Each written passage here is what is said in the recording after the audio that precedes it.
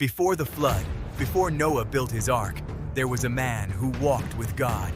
His name was Enoch, and according to an ancient text, he witnessed the secrets of heaven, the fall of angels, and the coming judgment of the world. But this book was lost, buried, erased from the Bible by those who feared its power. For centuries, the Book of Enoch survived only in the remote highlands of Ethiopia, preserved by a church that refused to let it die. Then, in 1773, a Scottish explorer brought it back to Europe. What he found would shake the foundations of biblical scholarship. This is the story of the book they tried to erase, and why, after 2,000 years, it still refuses to disappear. In 1773, a Scottish explorer named James Bruce returned to Europe after 6 years in Abyssinia, modern-day Ethiopia. He brought with him a collection of ancient manuscripts that would change history.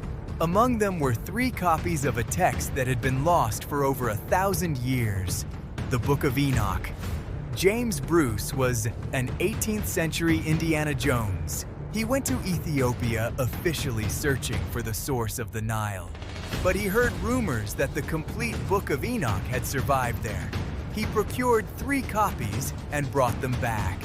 1 copy went to King Louis XV of France. A second was given to the Bodleian Library at Oxford. The third, Bruce kept for himself.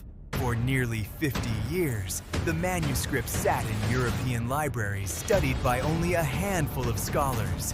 Then, in 1821, Richard Lawrence, a professor of Hebrew at Oxford, produced the first English translation.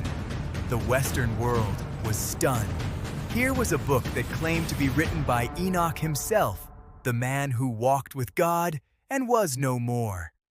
The Book of Enoch is far more than a biography. It is a sprawling apocalyptic vision written between the 3rd century BCE and 1st century CE.